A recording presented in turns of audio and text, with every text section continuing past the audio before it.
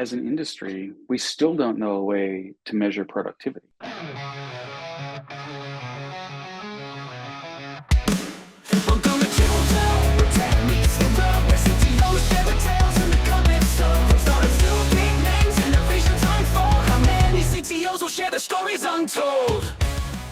How many CTOs does it take to figure out how to record a video call? That's a great question. I thought the very first thing we should discuss is what the title of this podcast would be, and I had no ideas, but maybe how many CTOs does it take I like would be a that. good. I like that. How many CTOs does it take? How many CTOs does it take to approve a coding standard? Zero. Hopefully. Um, Hopefully. I'm assuming there's a third party coding standard out there that you could just code against. So, okay, but if it wasn't how many CTOs does it take, which is that's a clubhouse leader, what would the other name be for it? I thought it was po rad and be rad. Okay, sure. It could be that. That's good. They're Was it- terrible. We need a marketing. Do we have a marketer we can reach out to? yeah, we gotta definitely like a social media influencer. All right, welcome everybody. My name is Brad Heptegab, and this is my co-host Scott Porad, and this is the How Many CTOs Does It Take podcast. So what's happening at Stealth Startup? Oh, it's great. It's the perfect time of a startup. It's pre-product, pre-customer, pre-MVP. So it's like all blue ocean, just we're we're a small team. We get to build stuff fast. Um we don't have anybody complaining about it yet, right? But it's fun. It's great. It's really interesting. I think that one of the things that I'm doing with this, which was a little bit of an experiment, but I'm really pleased with the results so far, is we're small, right? There's essentially like 8 of us working on the product, if I keep counting myself and the other the founder who's our product guy. So we're a really small team, and and with a team that small, you could totally get away with just like completely freewheeling it, no process, no, everybody could just be kind of just doing their own thing, kind of thing. But instead, we've kind of got a fair amount of process, right? We're doing 2 week sprints. We do like today, at 1 o'clock today, we'll be doing our closing ceremonies for our current sprint that we're in. We do really, I think, really great high quality retros where we kind of really, it's totally no ego, no holds barred. What went well, what didn't go well.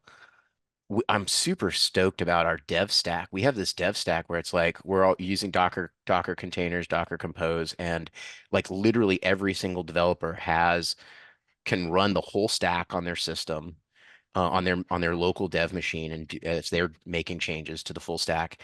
And when we do CI/CD work, we basically when we deploy in GitHub, we've got little AWS instances for each of the developers that are like their little sandboxes. So they can like work locally, but when they make their pull request against any of the repos, because we're like not a mono repo, we're multiple repos, um, they can basically be like, hey, I got that feature up and running. Go check it out in, you know, Scott in Scott's stack, so Hmm. Hmm. scott.dev.startup. And anybody can go play with it. And so the product guy can go play with it and give feedback, or the QA guy that we have can jump in there and start basically doing early testing against it. And yeah, it's pretty cool. I'm pretty stoked. It's like I feel like it's way more process than I've ever had for a team this early. And it's and everyone but we're still moving super fast, and everyone seems to really be in the flow of it. I don't know. So I have so many questions for you, but the first one I'll ask is, well, if you don't need the process, why do you think why is it happening? I think that first of all, I think that teams that are this small can get away with no process, Yeah. can get away with it, but it but you're constantly accumulating a little bit of Hmm. debt. Yeah. And I think we have just enough process such that we're being much more intentional about whether or not we're accumulating debt. Hmm. When you say debt, you meant tech debt or like Tech process debt, debt? process debt. I mean, it could Any be kind of in debt. all the debt, like um, team dynamic debt, right? Hmm. Like, great example of this is like we um, we implement it. So like I said, we're not a mono repo. We have multiple repos. It's like a multi-component stack. And so we nominated a developer to be like the steward of each stack, you know? So every Hmm. stack's got a steward and or part of the stack has the steward. And yeah, it was like the classic thing, right? Like somebody puts up a pull request and it languishes and nobody does the code review and you know Hmm. and that's like a classic example that when you're 150 engineers, right? Like Hmm. if that thing got built into your culture where you allowed that stuff to like languish, right? You Hmm. allowed to build the cultural norm that it's okay not to do code reviews or not to Hmm. do, right? Hmm. But instead, boom, that comes up in the retro, Yeah. and we're able to be like, hey, wait a second. Like we said we wanted to do code stewards and have code reviews, and now, but the code stewards are like not doing code reviews. Like, Yeah. Yeah. wh and then I get to play like I get to kind of play devil's advocate and go, well, why are we even doing code reviews? Let's not do what, like, why are we sitting around slowing ourselves down waiting for code Yeah. reviews? And everyone's like, no, we need to do them. And I'm like, okay, Yeah. then why aren't you doing them? Why aren't you? And like, and everyone kind of can have like like a true I'm really proud of the team. They're really not they've kind of gotten rid of their egos in this and they're like, oh yeah, that's screwed up. Like I Yeah. should have done you're right. I failed to do my part that we agreed we were gonna do. You're reminding me of the early days at Rover. I mean, it was a similar kind of vibe. Yeah, And that's I cool. think, I think we, I mean, you're essentially saying, hey, we're choosing to do the process. And I think Totally. the team is choosing because they're professionals and they want to be excellent and it's helping them be better. Yeah, totally. I had a comment about something you said, and then I had another question. The comment had about like the no stress. I think, and it's actually, I'm going to make this comment in two different ways. The first is, I think the stress actually mostly comes from one specific place, Hmm, which is, I guess I'm going to combine the two ways. It's when we're trying to break the iron triangle. hmm, Fundamentally, I think all the stress comes from when we're trying to break the iron triangle. 100%. And I actually have this hypothesis that the entire purpose of business is to break the iron triangle. Like when you break the iron triangle, you have found a competitive advantage, Yeah, which then the market catches up with you eventually and you don't have it anymore. yeah, But fundamentally, what the business is trying to do is figure out, can I offer something better for a lower cost? Or can I offer something of the same quality that I make cheaper or higher quality that I make at the same whatever? They're just fundamentally trying to break the iron triangle in order to get that's how you get an advantage. totally agree. And at least in software, like we're in the middle of the iron triangle. We feel that squeeze, right? Yeah. We are the triangle. And so I guess what the thought I had about why you're not feeling stress is for whatever reasons, I guess the phase you're in that you don't have you're not burning down your runway far enough yet, or you don't have sales goals that you said you've hit, or whatever it is, you're not quite yet feeling the Yeah. strain of the triangle closing in on you, right? 100%. 100%. 100%. Yeah. And yeah, totally agree. It's the moment in time where it's still early enough that, and I think it is, first of all, let me just say, I 100% agree with your assessment. And Right. it's a little bit of a red flag that I don't feel that stress. Like being completely transparent, like as a C-level executive at this startup, I should be feeling some level of stress. Like, let's move faster. Let's what is the piece of the triangle that I need to be pressing on, right? Um, Well, I don't know if I agree are with we that. not moving fast enough? Are we not creating quality?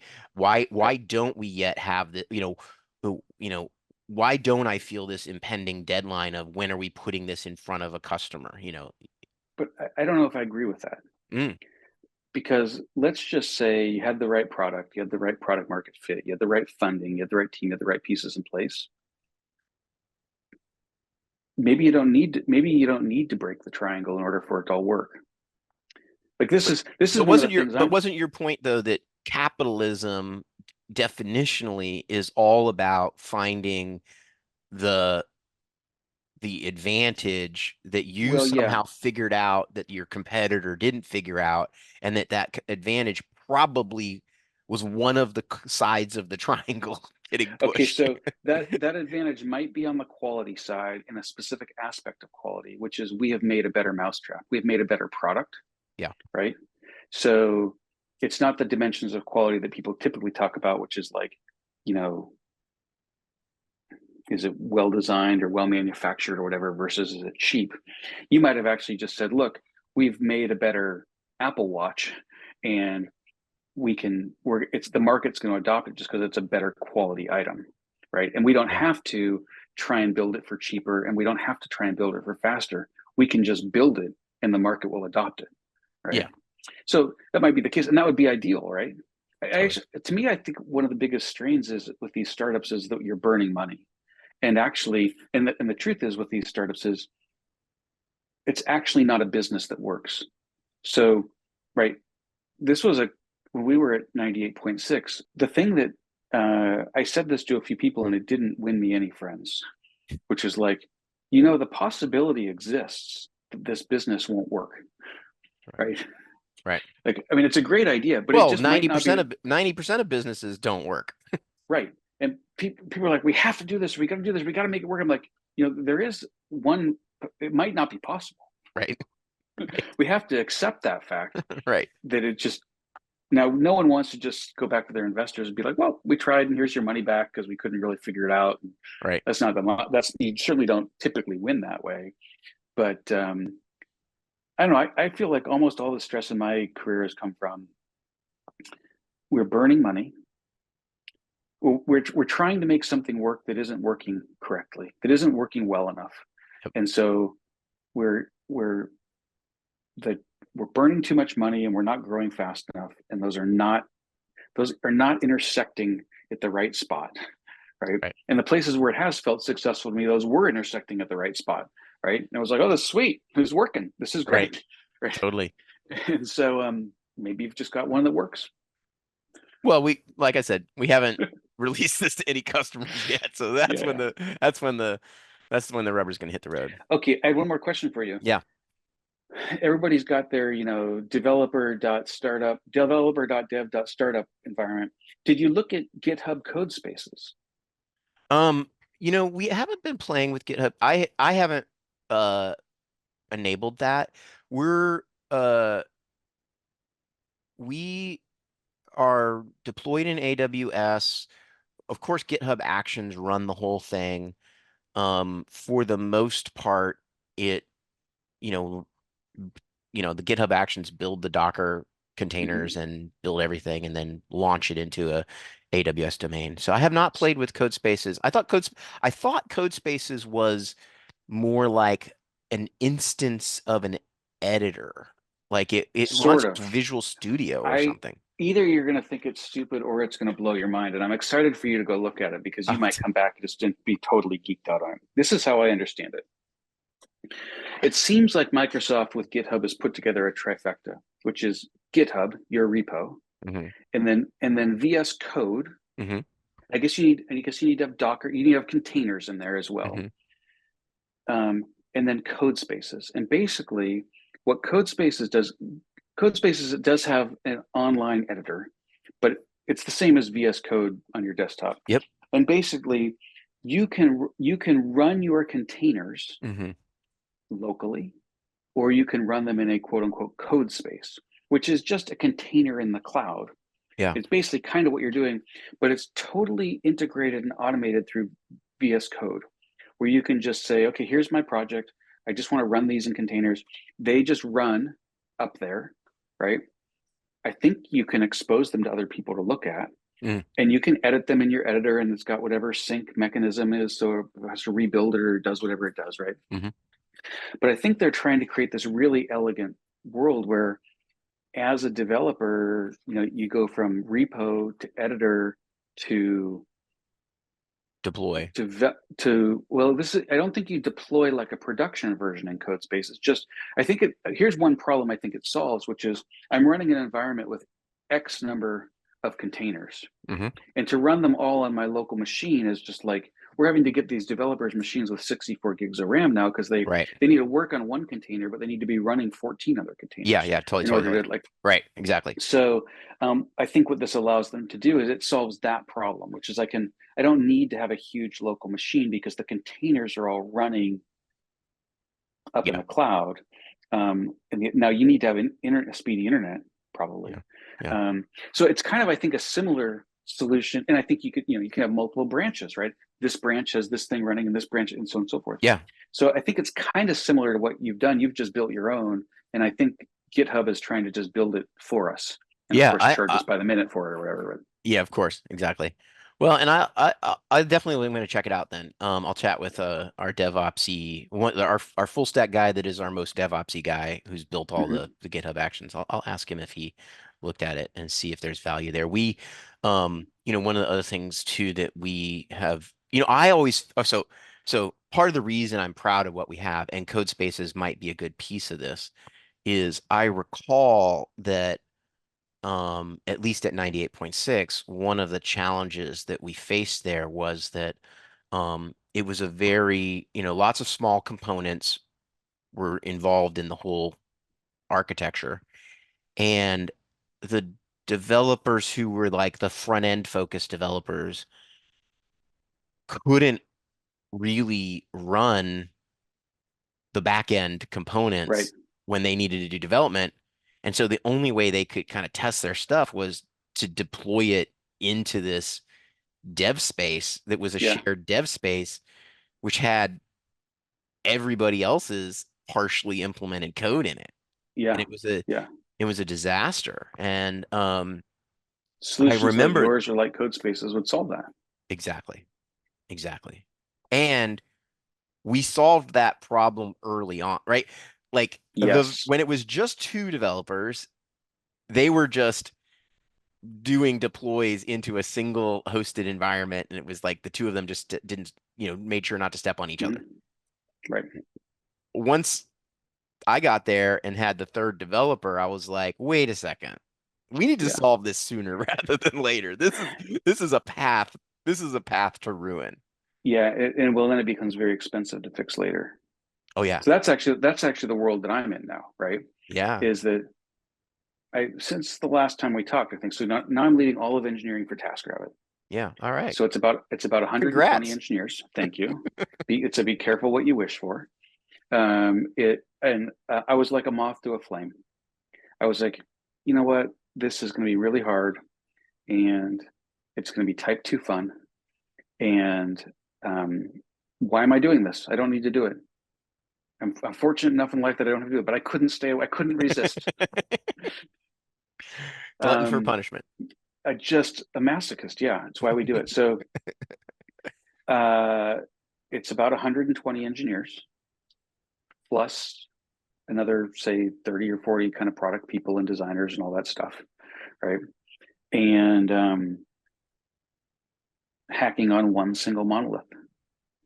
And I've only been doing it now. This is the end of my fourth week. I don't think there's a great development environment. Like all these things we're talking about aren't there. It's a 14-year-old company, right? Yeah. And so the challenge they're facing is, well, it's just they're not tech debt bankrupt yet. Like they're not like, hey, we just have to throw out this code. It's not that kind of situation. But the velocity, things are just really slow because it's just years of accumulated um, tech debt and process debt and not having the tooling in place like you're talking about to make it easy, things like that. Actually, it reminded me of something that I want to see if I can get you to put something into your process there Mhm. while you're young, while you're just a handful of people. Yeah. I want you to create a debt register. Mhm. You can do it in your retros, where you somehow basically start while it's cheap, while it's easy, start accounting for the cost of that debt, Mm. right? so Mm. that, right now everybody knows we have this big debt, but you can't quantify it. You can't quantify how much it's really slowing us down. Well, we can do it. I've done it before. It just takes a bunch of work to go do. You have to go through everything and like add it all up, right? But you're at the beginning where you can start building that foundation now, which is What does that look every, like? well, I can tell you how I What did are it the unit? I before. guess what are the units? Because Let me tell is you it how I did it before. okay? We did project retros. So after a project was over, I sat down with the engineers and we went through everything that had to be built, kind of almost at like a ticket level. And I asked a few questions. First of all, how easy or hard was this to build? You know, it's essentially like how much longer did it take? If this took you 2 days to build, or a week to build, or a month to build, whatever it was, how much longer did it take you because of the tech debt and stuff you had to deal with? Okay, so Right? it's like you subjectively ask the engineer what's your Yes. estimate of Friction. of the friction. Yeah. And so okay, well, it took me a week, and if this was just better written, I could have done it in 3 days. And then if I didn't have to deal with this other thing over here, and then I asked the question, okay, well, how would we fix this other thing over here that was a problem? And they would say, well, if we did this other kind of thing, and I say, okay, cool. How about estimate in a t-shirt size? How much work do you think it would take to fix that thing? So now what I knew was I knew the cost of the tax. Right. Let's just use my example. It was 40% cost. Mm-hmm. I knew the amount, I knew this, and I knew a project to reduce that tax, right? Mm-hmm. Let's say it was a large project. I knew that to get rid of that 40% tax, I could spend money to do this large project. Yep. And so if you think about it in that financial model of tech debt, I knew my interest payment, which was the Mm-hmm. tax, Yeah. and I knew my principal, Yeah. which was the cost to fix it all. Yeah. And and with those two things together, I had ROI. Yeah. I knew if I invested this, I would get this return, Yep. right? Now, I wouldn't get this return until I knew one other piece of information, which was hard to know, How many which other is projects will overlap on that same tax? bingo, bingo. Yeah. But what I was able to do was I would get a lot of pressure from the finance, and pressure isn't the right word, but like the finance team would be like, they didn't understand why I wanted to invest in these things. Why do you need engineers to do this? What's the ROI on it? How does it Yeah. Yeah. affect our Yeah. revenue? And I could go back and say, look, we did a bunch of project retros, for the last 6 months, we did a project retro and everything. And on average, 40% of our effort goes to dealing with debt. Yep. So if I invest in some of these projects, I'm going to bring that down.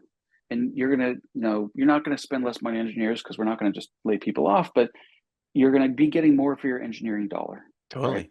I So love it. that's how I did it. And the reason I said it was expensive to do is because we were kind of going in retrospect, figuring out what the debt was, Yeah. where you're in this early stage where you're saying, as you're creating the debts, you can actually write them down and say, Yeah. hey, we're making this choice. We think it's adding this tax to it. And this is what it would have really cost in order to avoid the tax. Yep. And so you can start to create that register. And now I was doing it just for tech debt. And you talked about process debt or whatever kinds of, you could do it Cultural for all of debt. them. Yeah. Yeah, you could do it for all of them. Yeah. And just start from the foundation of we're building essentially a balance sheet here of what is principal and what is interest on these things. Yeah. I love it. That's a great idea. Um, Doing it now where I'm at with, I want to start doing something similar to that with TaskRabbit is every time they make a choice, getting this added to a big list of debts we have. But I still think I need to get to what is the tax, because the debts don't matter if you're not, as you said, if you're not touching that area of code ever again, right. the debts don't matter. So, It's low interest debt, right? The so interest is higher when you touch the different areas of code. exactly. I'm going to plant a seed, and we won't be able to do a deep dive on this, but I want to plant a seed that I think is very related to the idea that you just talked about. And I'm going to try to think about how to turn this into an investment model as well. But so here's the seed. In the retrospective, pay just as close attention to the why did it go well as the what could have gone better. Mm-hmm. And to really try to interrogate, yeah, but why did it go well? Like, what specifically did we do differently that made this thing successful, right? Yeah. And this is something that I feel teams really struggle with Hmm. because they want to just go, "Yay, we did so many stories, we got so much stuff done this sprint, we got so much shit done. Yay us." But then to say, "Wait a second. Great, love it. Congratulations. But why? What was the choices we made that made this one successful?" And that comes from my experience in traveling in the mountains and traveling in avalanche terrain, right? Where you really want to interrogate all of your all of the Hmm. good things. Right. Because did we just luck out? Or did we Right. actually make a decision that made, and if we did make a We can decision, repeat it. then we want to know it so we can repeat it. We can repeat it. Yeah, it's a Exactly. very, very smart. Very Yeah. smart. There might be a way to use your like interest and principle way of looking at it, not just on the negative side of the balance sheet, but on the Well, positive side. now you're getting to the other side, right? So the opposite of interest is leverage, Yeah, right? yeah, And so you're saying, where did we get leverage here? Where did we make it easier for us? Where did we get more work done with less effort, not less work done with more effort, exactly. right? And so, can you make a leverage? I love this idea. Can you make a leverage balance sheet also? Right. Ooh, this is now we're cooking with gas. This is interesting. I'm constantly preaching about how what we have to do has to create leverage. The thing I've been saying now, this is the third, potentially fourth company in a row I've been at where like my job has been to help a team perform at a higher level. Fundamentally, like if I was to boil it all down into like one saying, it is the fastest way to get out of a hole is to stop digging. Yes. And so, And to call in somebody with a backhoe well, to lift you sure, out. that's definitely one thing, but like everything, things we do either create debt or create leverage. Exactly. And I love the fact that you're talking about assessing that side of it as well, because that's actually even more positive. That is something business leaders really want to hear about. I did this thing and now I can do something faster, or you can do something faster, right? Or Yeah. you can transact more orders or whatever you want to do with LinkedIn. And the fact that we attacked, for example, with this very small team, very early stages, the fact that we basically attacked um how do we have our own personal dev stacks, right? Mm-hmm. How do we attack that early on? Yeah, That has that work, that investment that we did has provided leverage every sprint since then. but leverage and debt compound. Yeah. Look, when we think about interest, you can either be paying interest or you can be earning interest, right? Exactly. This is earning interest. So, and they both compound. Yeah. That's exactly right. They both compound. Oh, this is really sweet.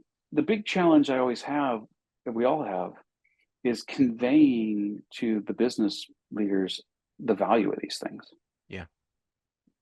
And that's Yeah. the real challenge. And really, the fundamental challenge is, I think, as an industry, we still don't know a way to measure productivity.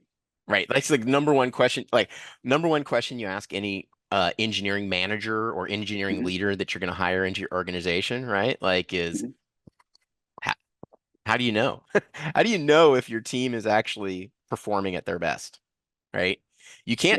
You can't say task completion ratio. They get 100% of their tasks done. Is that because they sign up for like the minimal Okay. Well, amount now of work? this is very interesting. This is very interesting because if I was literally just talking with another person this morning about this.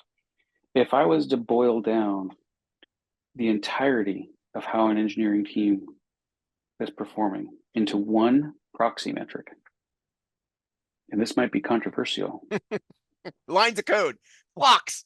You're gonna make the case for clocks. If I was to boil down all of engineering management to one thing, meaning how do I know if a team is performing well? I would, and if you said, Scott, you have to boil it down to one proxy metric and one proxy metric only. I boil it down to estimation accuracy. Yeah. That's it. Because there's all sorts of things in the value stream that have to be lined up in order to deliver an accurate estimate. And if your software is unstable and you're having to deal with production fires all the time, your estimations are off, right? Because you're dealing with that kind of stuff. So I boil it down to that with one caveat. Maybe not a caveat, but an asterisk at least. The goal is not 100%. I can give you 100%. It's easy. We sandbag the estimates. Exactly. I was gonna say you gotta anything you measure can be gamed. That's right. The goal is 80%. Yeah. You want to be 80 plus. And if you're at 100, you're sandbagging, right? Yeah. You want to be at 80 plus. Now, look, there are, at least for the kinds of things I work on, I did work on healthcare with you for a year, but in general, I've never worked on things where there's a lot of life and death at stake. I Yeah. worked on pets for a while, and there were pets at stake for sure. Very serious there. But for most of what I've done in my career, we can get to 100% accurate by very detailed planning and specification and super all that stuff. But I'm not launching rockets or airplanes in the sky, so Yeah. I need that. So to me, I said, look, we want to be between 80 and 90%. That means we're not sandbagging, we're striving a little bit. That's enough of a variance that the business can handle it. If we said it takes a month and it's really going to take a month plus 4 days, it's not going to crush us, right? Or it shouldn't crush us. Like the business also needs, like, if all sales forecasts were always within 80%, Right, that would be right. a whole other. Yeah, that's right. So to me, like that's the foundation right there. Yeah. And if we had a crystal ball, if we knew all the future, we knew when the DDoS attack was going to happen, we knew when somebody was going to be sick, we knew when the customer was going to call and be mad about something and had to randomize the team. Well, then but we don't have a crystal ball. But so to me, that's it. And I don't know how we got on this topic, but I pretty much Oh, we're boiled talking all about of team engineering. efficiency. I love it. Team efficiency. Yeah. That's All it. right. Oh, All we're right. talking about measuring velocity. That's the thing. It's like we don't know how to do it, but the best thing I've got is estimation accuracy. 100%. Not 100%. If it's 100%, you're 80%. sandbagging. Maybe the name of this podcast should be called 80%. How many CTOs does it take to get to 80% accuracy? That's a long podcast title. Okay, well, don't forget to like, rate, and subscribe. Yeah, We have to say that. Smash that subscribe button. Yep. Yep. You can go to our Patreon page. Yes. Just to sign up for bonus episodes. Bonus episodes. We're not quite sure what the bonus episodes. Well, bonus episodes are we do code challenges. We do pair programming. We could do that. Would be fun. Or we could do office hours. We'll be doing a live podcast recording. Are we going to do we're coming to next? We'll be in Chicago, Illinois. We'll be in Chicago, yes, at the Symphony Hall. Yes. Oh, we would fit if we can fill the Symphony Hall with a bunch of engineering management nerds. We will have big time. Definitely big time. This episode of How Many CTOs Does It Take podcast was edited by Saffron Eftigao. Our theme song was AI generated by Brad. Please follow us on all the social media platforms at How Many CTOs Pod. You can find us on YouTube, LinkedIn, Instagram, Facebook, Threads, X, TikTok, and Patreon, or at our website at howmanyctospod.com. And remember to rate, review, and subscribe on the podcast platform of your choice. Thanks for listening.